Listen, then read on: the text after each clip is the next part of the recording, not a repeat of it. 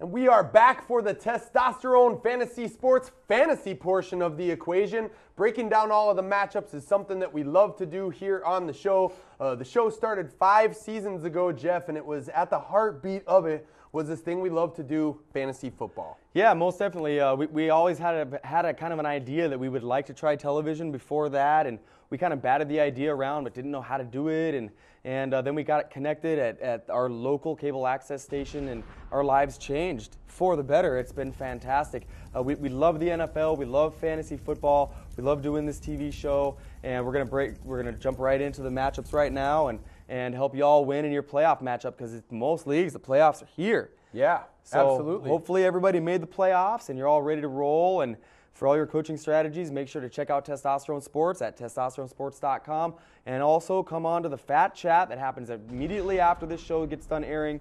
You'll see us on there. We'll be on there. We want to know your opinions on our playoff matchups, and we want to help you set the most potent lineup possible for your playoff game.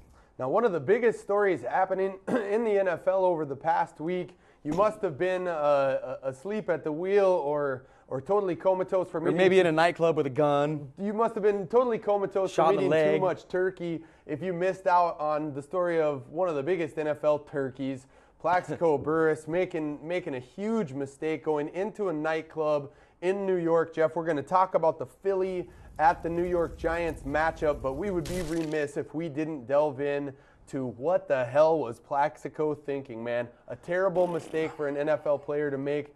Dude is facing hard time now. Yeah, and it's in all likelihood he's going to go to jail. So Plaxico Burris, what an idiot. You know, he had a gun in a nightclub in Manhattan, even though he was with some of his buddies. Right. So it's not like there's going to be a crew of gangsters who are going to come up and be like, I recognize you, you're Plax, I'm going to steal your money like I did to Javon Walker. You know, Plax was hanging out with his boys. Antonio Pierce took the gun and hid it afterwards. This is turning into a huge story that's transcending football. Mayor Bloomberg from New York wants to make an example out of Plaxico. That's not a good sign. And it's about to happen. And this all stems, Jesse, from P. Diddy's gun charge that he beat several years ago. Absolutely. They have a no tolerance policy when it comes to something like this, especially with all of the celebrity types in New York City. They don't want to see like Matt Damon and Ben Affleck walking down the road with a gat, you know what I'm saying? Right. And the timing of it is really strange too. I just got my new magazine, ESPN, the magazine, and the cover story of this magazine is basically exactly this: NFL players and their security issues. On the cover of ESPN, the magazine, I'm sure many of you out there have seen it, is Ben Roethlisberger with like 6 or 7 bodyguards walking around him. And we remember last year, Sean Taylor got killed in his own home by home invaders. Earlier, as Jeff mentioned earlier in the year, Javon Walker gets mugged, beat up in Las Vegas, doing some crazy shiat down there. Yeah, what a dummy. Yeah, and then you also have heard about, like earlier this year, Steve Smith was held up at gunpoint in his own driveway, and he wasn't doing anything crazy. His own limo driver is the one who stuck a gun in his face. And in this article that I read, Ben Roethlisberger talks about how he's had a gun put in his face before. And these guys are walking around with big targets, but you know, just scratch all that. Burris has enough money that if he wants to hire a bodyguard to go with him, let that guy be strapped. Just an idiotic mistake by Plax. And I think it definitely hurts their team. They've won some games without him. But I remember last year in the playoffs, Jeff, that game against Green Bay, up in Green Bay, he absolutely owned Al Harris. And really, now that he's not in the picture anymore, it makes me worry that the Giants may be susceptible to a playoff loss without that number one big play receiver. They're going to miss Burris down the stretch. It's a really hard thing to go and repeat in the NFL as Super Bowl contenders. So, you know, and Plaxico, that hamstring hasn't been right pretty much all year. He hadn't been really effective in the last several games. He'd been missing time anyway. The biggest concern I have for him now, he shot himself. He's going to need to be light on his feet when he's in prison, dude, or they're going to make, you know, little boy out of him. And so I hope that he can heal up, man, and maybe they'll stick him in there with Mike Vick, you know, another guy who might lay off, you know, the back end of Plax. But I don't know, man. Ouch. So Plaxico's got some grizzle he's dealing with. You just need to grit your teeth and grab your ankles, buddy, because it's about to get really pressure field. Yeah, and fantasy owners that have Plaxico have been gritting their teeth and grabbing their ankles for some time now. I mean, the guy really hasn't had a good game since week 1. His last time he popped for over 100 yards. So hopefully you've made some adjustments and you've got some other players to kind of help you throughout your playoff stretch, because Burris will not be around. But as we look at this matchup, Philly against the Giants, it's a really intriguing matchup because the Eagles came out last week, Jeff, on national TV, primetime Thursday night, and absolutely posterized the Cardinals. 4 rushing touchdowns by Brian Westbrook. Donovan McNabb playing at an extremely high level, throwing 4 touchdowns. Which Eagles team are we going to see here in the Meadowlands? And do you think this whole Burris thing may have given the Giants some extra things to think about? Maybe a distraction It's definitely angle? a distraction. I mean, with the fact that Antonio Pierce, their middle linebacker, is heavily involved in this case. Ahmad Bradshaw was there too. Ahmad Bradshaw was out there. You know, it makes me wonder if they're very distracted. This team's only lost 1 game this year. So to me, this feels like a big-time trap. Philadelphia is in a must-win situation. Of course, I mean, I think they can still make the playoffs mathematically. Yeah, absolutely. And so I think that they're going to come out big time. We expected Donovan McNabb to come out and have a good game on Thursday night after all the questions in the media, getting benched for Kevin Cobb, and losing a game they really should have won against Baltimore. That game got totally out of hand. He's going to still be motivated. This is a divisional game. Honestly, I'm picking Philly to win. I think they're going to all play real well. Yeah, I like Philly here in this matchup. You can't bench Westbrook. We have a good friend, Damian Kusian, who has been with us since the beginning, helped us get the show off the ground, and was involved in the Sports Fan documentary.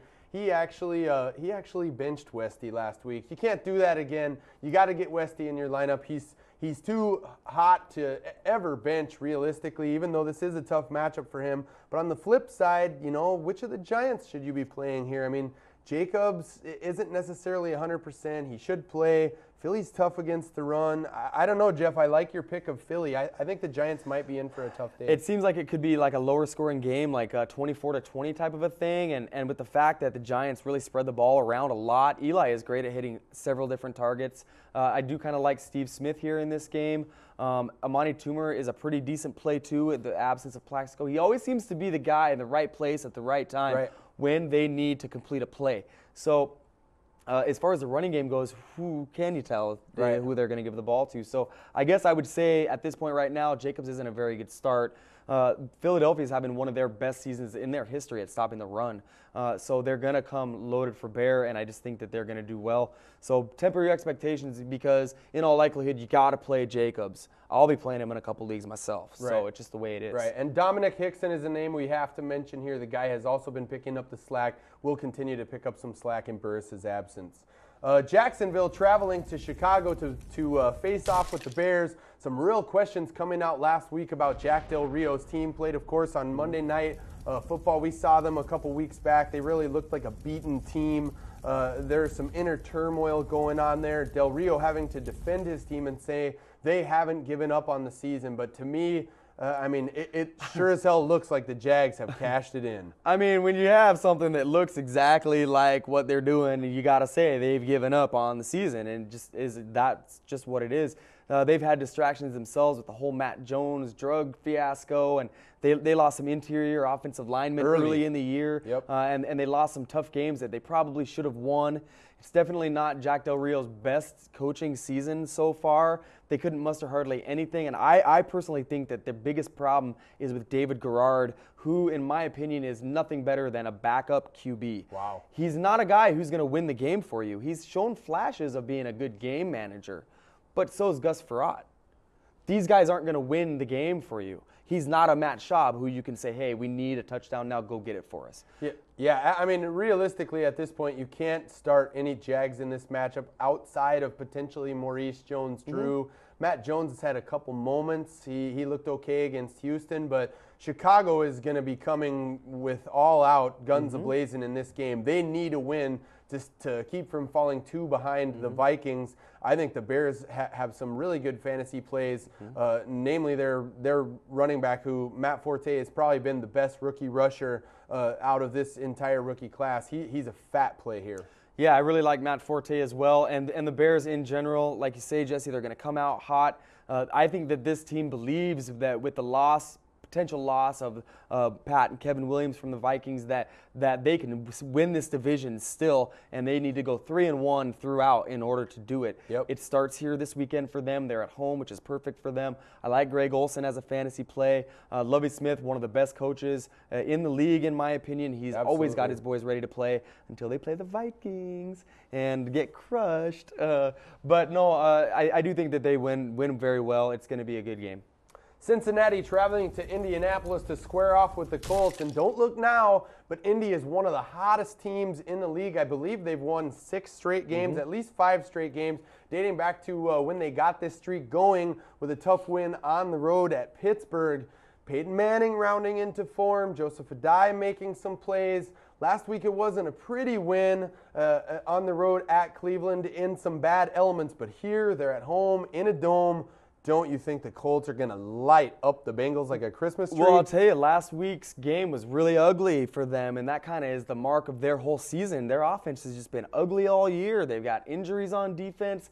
Their defense isn't very good. It's pretty much typical Colts, but without all the highfalutin scoring. I'm not quite sure what Peyton Manning's deal is, but he hasn't 40-mile-an-hour winds had a little something to do with it. And they darn near lost that game. So I feel you on the weather, and Cincinnati is so damn diseased, dude, that there's no way Indy doesn't roll in this game. Right. I love the Colts fantasy-wise. And honestly, I don't really like any Bengals, but I've been singing that tune for like 4 years. We're going to sing a similar tune in this matchup. Cleveland traveling to Tennessee. Oh, yeah. Now, Cleveland is a team that is without their number 2 quarterback because Derek Anderson is out for the season. Kellen Winslow not going to play in this game either. So you're essentially looking at Braylon Edwards, who's going to be trying to catch balls from Ken Dorsey. So, and head coach Romeo Crennel came out in the media, Jeff, this week and said, Ken Dorsey is not a very talented quarterback, but we think that he can give us a chance to win. What the hell? Your coach says your quarterback's not talented? I mean, well, at least they got lucky in the schedule this week, Right. They don't have to play a very, very pissed off Tennessee team. You know what I'm saying? It's just like, what's going on here? I feel really bad for Cleveland right now. Romeo Crennel's about to lose his job. Yep. They've got some good, talented players on there. Braylon Edwards has a major mental problem with catching the football. He's gone Troy Williamson. Kellen Winslow's been dealing with all kinds of nuts problems all year long. He's pretty much gone nuts. And, Jamal, a little bit older now. He still runs hard, which I like to see. Good attitude out of him. But Cleveland's having a horrible season. They're going to get rocked here.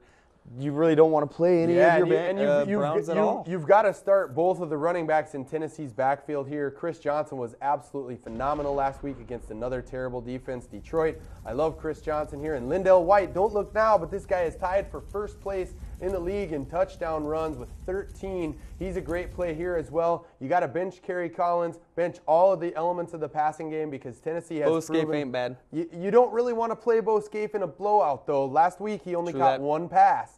So you got to remember, when Tennessee gets up big, they literally never throw. They won't even throw on 3rd and 9 in the second half. So that should be about 4 minutes into the game. Right. 14-0. Right, exactly. So one final matchup here of this segment, Jeff, quickly. The Miami Dolphins traveling to Buffalo. The Dolphins still mathematically alive for the playoffs.